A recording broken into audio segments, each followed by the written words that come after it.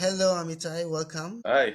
Today we are here for Mamaputa Academy interviews, and I'd like to start with uh, who you are. Can you tell us a bit about yourself? So my name is Amitai Megged. I'm 62 years old, and I am 37 years couple therapist. And I have three children from my first wife, and now I'm with Shuli, 18 years already. Through the years, I studied family therapy and couple therapy, and I was a good family therapist, but not so good as a couple therapist, and maybe not so good also as a spouse myself. Things didn't work with. I mean, they worked. It was okay. We have three children, great, wonderful children, but something didn't work as well as I wanted to. And I was looking, I really was looking all around, all kinds of conventional and non-conventional, David Data, Byron Katie, whatever you want. I was trying to look for something for myself and also for my profession as a couple therapist. My students, I'm teaching for many, many years, and my student would tell me, "You're teaching family therapy so great, but couple therapy, not so much." And I knew they were right because I wasn't. I mean, I tried this, I tried that. It didn't really work. And then in 2011, a guy, his name is David Snarsh, came to Israel. I didn't know about him anything. I didn't hear about him. And someone that I know that I appreciate told me, "You have to go for the 4 days professional workshop. Go." So I went with my wife to this workshop for 4 days, and it was just amazing. This was what I was looking for all my life because it was the right thing in a few ways. Because he had words for things that I thought that I believed, but I wasn't sure about, and I didn't know how to do it. And he had the words, he had the theory, and he had the way to how to do it. So one thing that was so important in his work and my work now is that we look at people as not the product of their childhood and not the product of what they were missing in their childhood. I think that in many, many therapies, what you see is the belief, which is actually, it just like 45, 50 years ago started to be mainstream and everybody believes it. It wasn't like that before, and it certainly wasn't like that in other religions or other. I mean, if you go to a Buddhist a monk or a teacher, and you tell him that you have problems with your wife, he wouldn't say that those problems are because your mother didn't see you or didn't appreciate you or didn't hug you enough. He would say, I mean, you should change your consciousness. You should do something with yourself. It's not because of other people. But psychology today, that's what they say. I mean, all your problems are because your mother didn't have enough time, or didn't see you, or didn't see your emotions, or your father didn't. It's all things that were missing. So the picture is in most therapies is that two people are meeting each other. He's coming with all the things that he's missing from his childhood. She's coming with all the things that she's missing from her childhood, and now they're starting to fight. And if they do good therapy, uh, he will learn how to give her what she's missing, and she will learn how to give him what he's missing, and everything will be okay. This is not what I believe. I don't think it's true. I think it's a bad idea, and I think this idea actually makes people dependent on each other and makes people stay babies, stay children. So the relationship becomes a relationship where once I'm your father and you're my child, and once you're my mother and I'm your child, and we change roles every now and then. And here comes David Snarsh and says, no, we are adults. And what is missing in our lives is not connection to our inner child, but maybe you can say it connection to our inner adult. Because to live together as two adults for many years, let's say in monogamous relationship for, I don't know, 20, 30 years, it's a really, really hard job. It's not for children. It's not for the inner child. It's for the inner adult.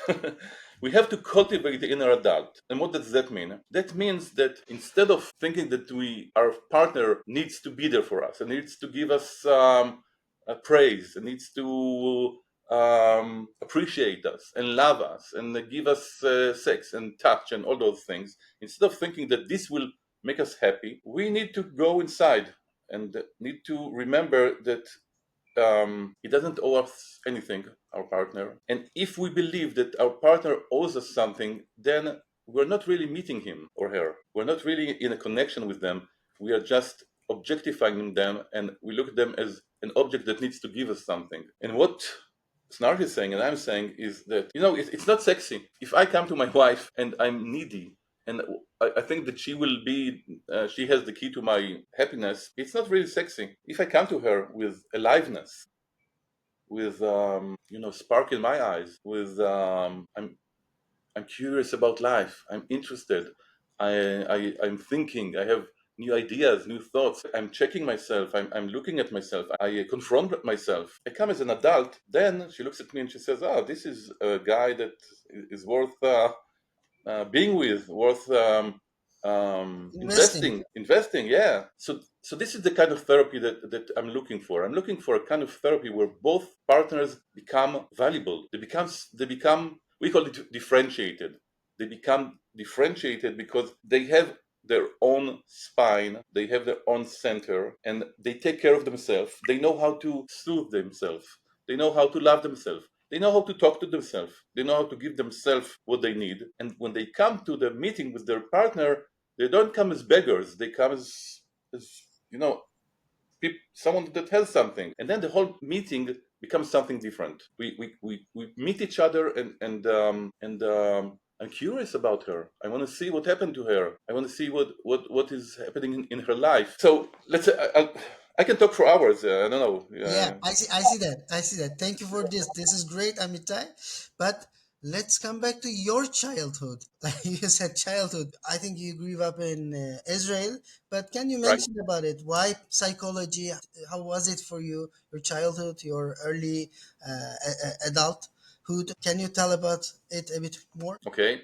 Well, I come from a family that my father was author, a writer. He wrote books, and then he taught in the university literature. My mother was a painter, so it was a kind of a bohemian family that was different than the other families around. I mean, it was a building of seven stories, many children, many people, and we were on the top floor, and we were different. We were different, and I felt as a child that I was different. But I want to say something before I was born. I have a brother who is 13 years older than me, and a sister who is 11 years older than me. And my father had many affairs during their lifetime, and they thought about divorce many times, my parents. And then 11 years after my sister was born, they said, well, let's give it another chance and have another child, and Mhm. maybe he will save the marriage. So I was born a couple therapist, as you see. I mean, this is the role. Yeah. I mean, they gave me the role. And I tried my best to cure them for 14 years, and then the divorce. But for 14 years, I mean, it's an achievement, for 14 years to give you, and then the divorce. But as a child, I was really born as someone who's interested in psychology, interested in relationship, and trying to solve things. I mean, this is really the role. This is my destiny. I mean, this is what I was given. I was kind of not lonely, but a child that plays with the cats outside, dreams a lot. I wasn't like the boys, fighting and things like that. And my family were, they were left wing. They didn't like the wars, and all the children knew that I come from this family that are bohemians and are left wing. And my father he never was in the parliament, but he tried to be in the parliament for a while. He was active as a peace in the peace movement. So this is the where I grew up. So I always was interested in peace. I would say, and what we need for peace as countries, and also as individuals and as couples. So this directed you to psychology in university, right? Yeah, I thought first when I was like, I don't know, 18 and 19, I thought maybe I would be a writer like my father. But then but already 21, I think. Well, I went to therapy myself when I was like I went to all those workshops when I was 17 and 18. Mm. I went to all those workshops, self development workshops, and I liked it. I loved it. And then I went to therapy, and then I did all kinds of energy work and healing and reincarnation. I went to all those things. The meditation, of course. Well, actually, I started doing meditation when I was 9. My parents, there was transcendental meditation then, and they didn't have an office or a place in Israel, but they had some teachers. So my parents said to them, "Come and teach at our apartment." So they came, and I came to the teacher, and I said, "I want to learn also meditation." And he said, "Well, we start only at 10, not at 9." But okay, come. So I started doing meditation at 9, and I learned many kinds of meditation. So I was interested in that, and I think at 21, 22, I already knew I'm going to be a therapist. So I went to study social work. My first degree is in social work, and then after a few years, I went with who was my wife to United States, and I studied family and couple therapy in Philadelphia, which was amazing and great. And I knew this is it. I'm a family therapist. I'm a couple therapist. This is where I am. Today it's a little different because I treated so many families and couples. Today I'm more interested in teaching therapists and also in thinking about how to bring my ideas on a larger scale. I'm trying to write books, and I wrote a few books. I'm trying to write a novel. I'm trying to write a script. I'm trying to think about how can I bring those ideas to large audience, not only to the couple that is sitting in front of me. What do you think about energy work and these self-development courses today? They gave me a lot. Some of them were just, the whole idea that I'm responsible, that I create. I don't think I create the universe, but I create. I'm part of the creation of creating. I'm not a victim of the universe. I'm not a victim of my parents. I'm not a victim of my wife. These are things that when I was 18 and I went to those workshops, this is where I got those ideas. If it's okay, I'll tell you a story about this workshop that I went when I was, I don't know, 17 or 18. And it was like a 2 day workshop. And it was written that in this workshop, you will learn how to create your own experience. And then there was this guy who was very charismatic, very ugly guy, very known psychologist. He was like a guru, kind of a guru, and he was talking and talking and talking and talking and talking on the stage. And then every once in a while, someone would ask him a question, and he would interact with them. That was the whole workshop. There were and there was no experience. I thought I'm coming to something that will be experiential, and it was only talking. And then the next day, I was like 17, 18. I was, I think, maybe the youngest one in the audience. I raised my hand, and I said, "You are saying that you will have experience, but there is no experience. You're just talking and talking and talking. There is no experience." And he looked at me and said, "You want me to make you the experience? You're responsible for the experience." And I said, "But there is no experience here. How can I make this experience?" He said, "You are a little controller." I think that's the you're trying to control the whole thing. Me trying to control? Yes, you're trying to make everything around you so you will have an experience instead of creating your own experience. I think I stood there for maybe 40 minutes arguing with him. I was like, I thought I was very smart. So I'm arguing with him, and everybody after a while they're laughing because it was like a big joke, and I didn't get the joke. But after 40 minutes, something dropped. The coin dropped, and I understood something. And I said, "Wow, I can create the experience. Wow." Suddenly I understood it, and I looked at him. I said, "Thank you." And I sat down, and then it was just, everything stayed the same. He still talked, but everything changed. And I really got that I'm not a victim of reality. I can create my own experience, and I can change, and I can contribute. I can do something about things. This was very, very important for me. I think I really appreciate so much that experience. Great story, thank you. So I'd like to ask, what is couple therapy? What is the difference from like personal therapy? How is the approach? How is it different? Well, first of all, there are different kinds of couple therapy, and some couple therapies are more like individual therapy in the sense that you get into childhood and the trauma and what was missing. And in a way, the the therapist, this is not my therapy, another therapist, the therapist is like a parent figure in a way that gives the couple, he contains them, he's listening to them, he repeats what they're saying, he lets them see that he understands them, and then he teaches them to do this to one another. In the couple therapy that I do, it's different. A couple comes with a problem, and I know that the problem is not because their parents. The problem is not because of the spouse. The problem is they create the problem. They create the problem with their thoughts, the way they see things, and they create the problem with how they behave. We create reality. We create the environment. For example, a couple came to me this week. They have a problem with the child in school.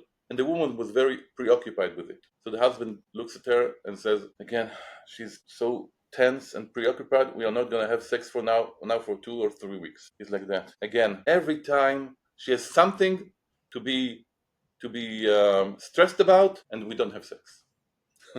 He's not the only one. I think there are many, many people that can relate to that. But he doesn't see that this belief, this thought, influence things.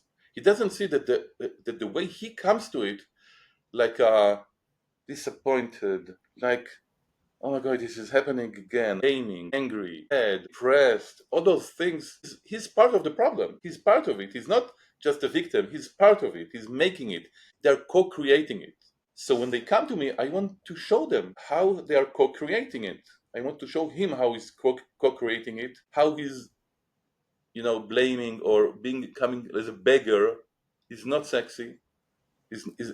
He's doing so many things that are the result is not what he wants. It's the opposite of what he wants. But he needs to see it. He needs to look at it and really see. No, it's not my wife. I'm the creator of this. I'm doing it, and I can do different. And when they start seeing this, something happens. They become adults, and things are changing, and they're coming to the meeting with each other in a different way.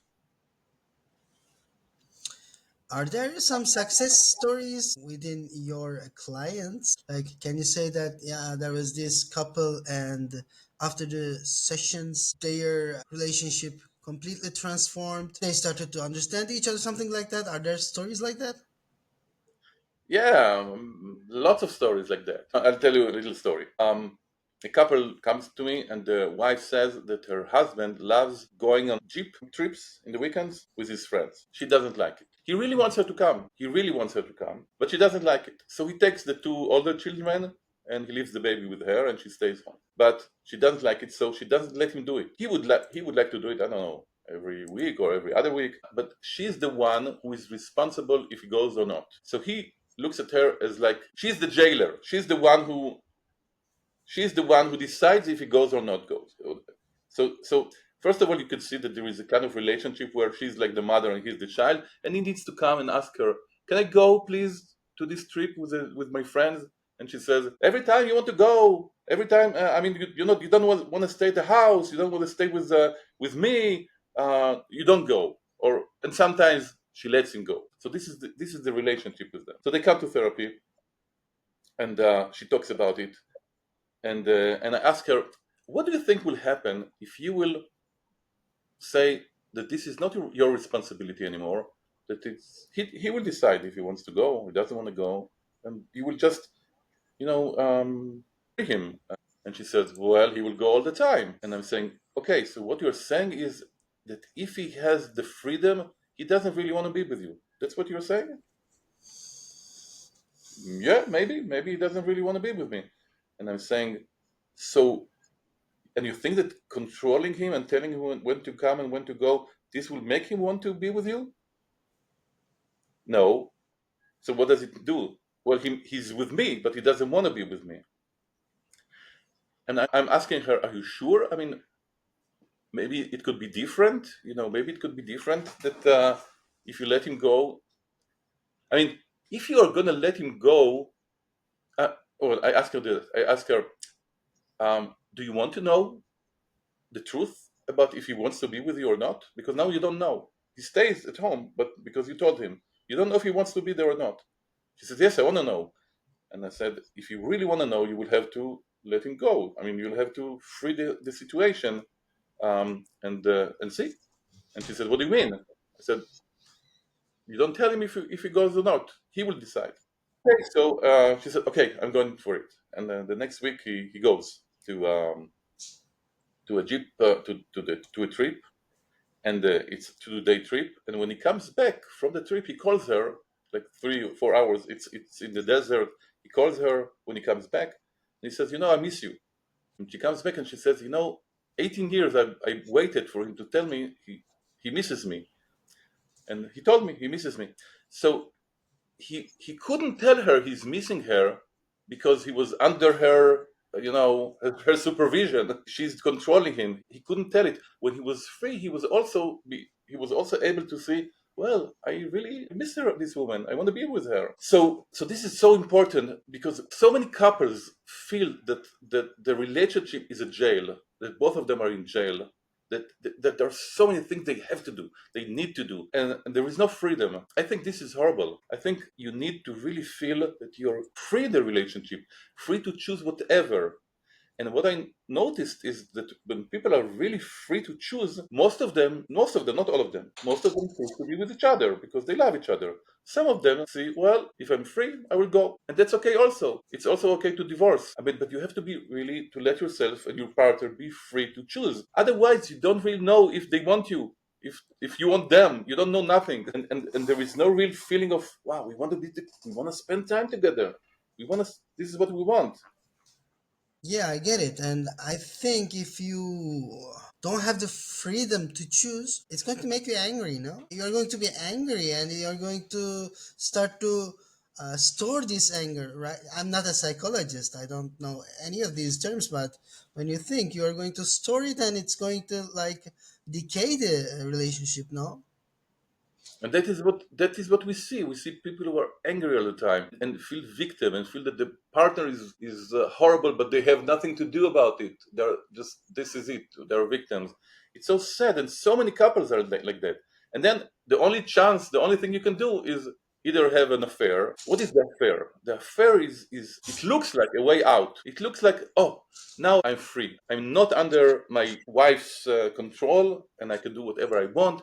And here there is a woman who doesn't tell me what I need to do and doesn't teach me, and she appreciates me, and she tells me that I'm great, that I'm sexy, that I'm attractive. So I go there and I feel free. But it's not real freedom because it's still freedom that comes, it's still in the same system. The other woman is making you free, not you. You're still dependent on someone else to make you free. So your wife doesn't make you free, and your new affair, she makes you free. Yeah, but if you will marry her or live with her, and after a year it will be the same story. You have to make yourself free by remembering that you are the one who chooses things, that you can choose, that you can make choices. You're responsible for your life. Nobody took your freedom, only you took your freedom. Right. So, what is the first thing to do? I understand that there are different situations, different relationships, but when someone understands that they're stuck in such a situation, what is the first thing to do? Where do they start? It's gonna sound strange, maybe, but the first thing I think to do is to understand that your partner doesn't owe you anything. You start with the partner, with the thinking about the partner. The minute you get this into your head, my partner doesn't owe me anything, then you are alone. Then you start to understand that you need to do the work.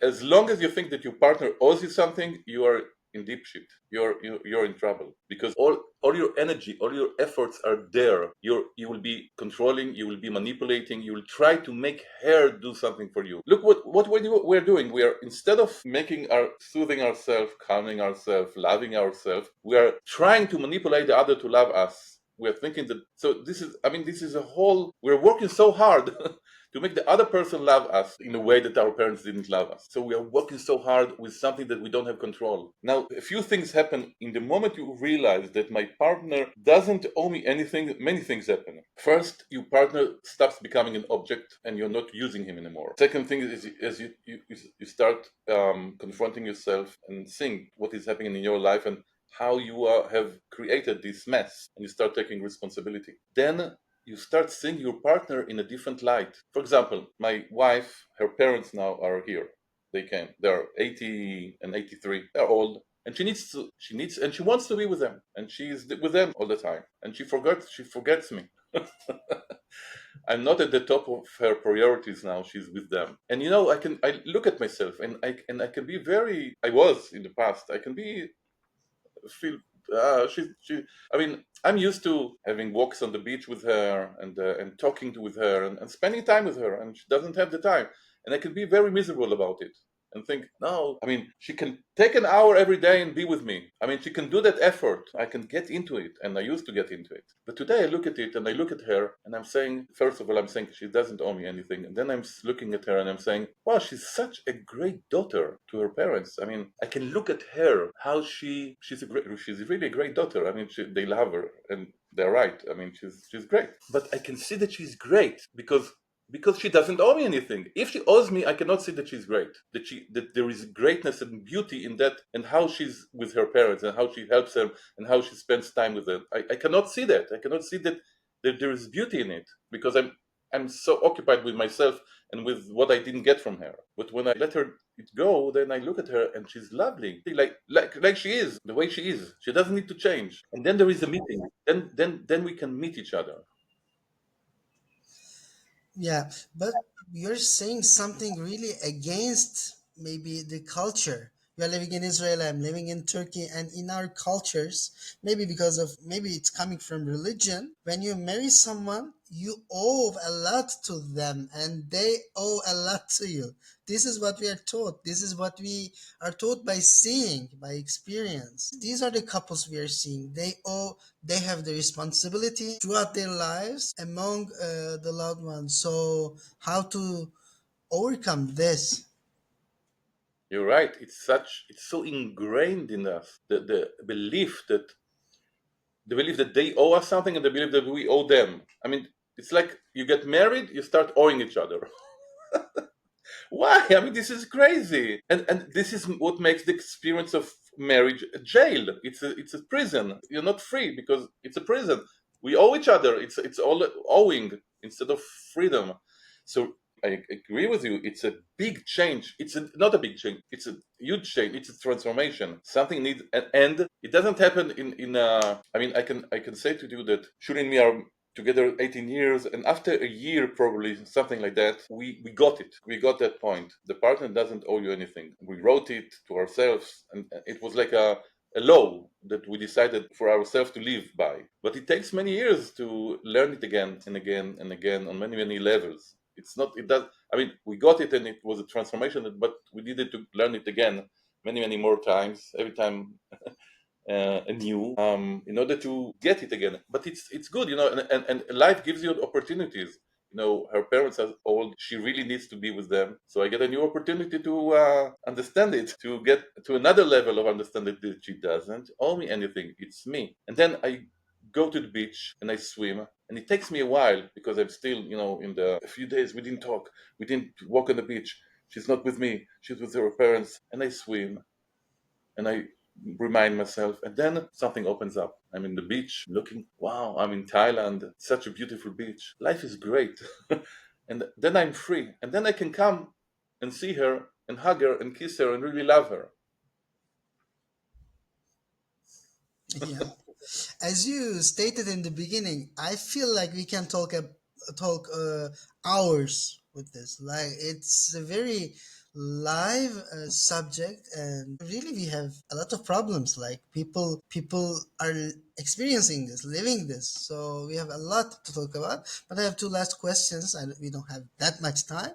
The first one is I'm seeing people independent of their age, even some of they are already married and divorced, but I'm seeing people falling in love, and with this enthusiasm they get married. I'm not talking about only people who married at the age of 20 or 20s, but they feel like they found the heaven in earth. It's amazing. They love the other one, so they marry immediately, but in time they feel like uh, everything changes. It's not heaven anymore. It becomes hell. So, what would you say about that? I mean, do you have any advice like don't marry before being together for 2 years or something like that? So I said that we call this approach differentiation, and nobody is differentiated at the beginning. I mean, it takes years to be really differentiated, and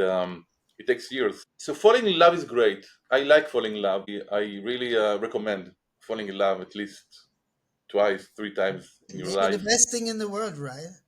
Right, it's great. Yeah, it's great. But there are so many things involved in falling in love, with the hormones and the feelings, and also what happens. I guess nature made it this way, that when we fall in love, we really take care of each other. I mean, when we fall in love, we are so attuned to the other person that we really give him exactly what he wants, and she gives me exactly what I want. So it looks like really heaven. It looks like all my dreams are coming true. We are having so much sex and so many talks, and she really is enthusiastic about me, and I'm enthusiastic about her, and she feels, wow, he really understands me. He really sees me. So it's good. I mean, it's great. It's a great feeling. By the way, it's not only great because when you look seriously at falling in love, it always has a big anxiety there. Falling in love is excitement and anxiety attack at the same time.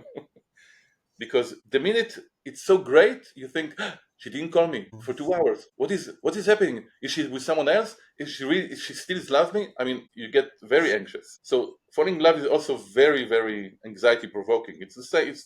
At the same time. So then eventually you have to look at each other and be disappointed. You have to go through it, be disappointed, and say there is no chance, and maybe stop.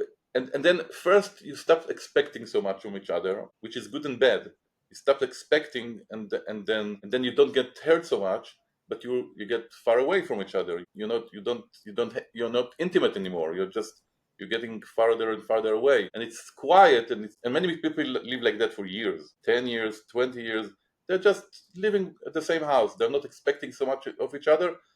They're not fighting. Maybe they're not fighting as before, but they don't have intimacy. They're not close. And then after you get farther from each other, then maybe you start remembering has to be another way. There has to be another way, and the way is inside me at the same time that I'm with her. It's not inside me like going to an ashram and doing meditation all the time. I'm not talking about that. I'm talking about being inside me, having my own center, connected to myself in the relationship with my wife. It's very different than being a monk, for example. It's very, very different, because a monk also doesn't expect anything from no one, but he doesn't have relationship. Here I want to know her. I want to get to know her, but in a different way. I want to meet her and see what happens in her life, and what is she thinking, and what is she feeling, and what are her new ideas. I want to get to know, to get to be known. I want to tell her and share what is happening in my life. So it's a relationship, but it's a relationship of two adults. And one of the exercises that we sometimes give couples really demonstrates it. We tell couples to hug each other, but for 10 minutes. But then in the hugging, instead of being centered on the spouse, we tell them, be centered on yourself. So you're hugging the other person, but 70% of your attention is inside. Only 30% is with the other person. And in the 70% that is you connected to yourself, you're breathing, you're soothing yourself. You're not waiting to be soothed by the other person. You're really soothing yourself, and you love yourself, and you appreciate yourself, and you make yourself comfortable in the hug. You take care of yourself physically and emotionally. So there are two adults that are taking care of themselves in a relationship, but both of them are taking care of themselves, but they're in a relationship. You can do it also with the gaze. You can gaze at each other, look at each other for 10 minutes, but relax yourself and love yourself. This is a great experience. It's very different than just gazing at each other and trying to get something from the other person. It's you're there. You have a spine, and you're in relationship. Great, great, thank you. And my last question will be about the academy, Mambo Pluto Academy. What are you planning to teach there? What kind of a knowledge would you like to spread? Can you tell about it a bit? So there are many things that I'm interested. The first thing is, of course, what we talked about here, and this is my passion. I mean, this is really a passion to have more and more people understand, get to know the idea that relationship can be freedom, that you can be totally free in yourself, and it's up to you. It's not up to the other person to make you free.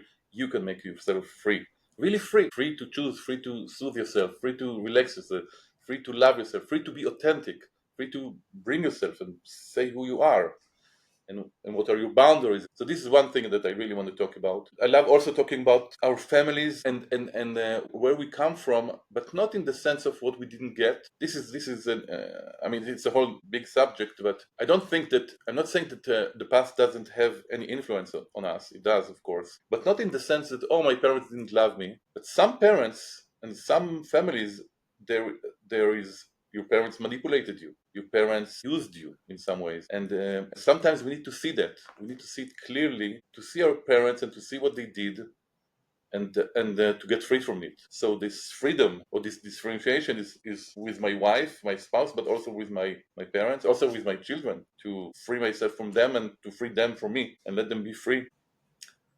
Trauma is something that I deal with quite a lot. I mean, relational trauma.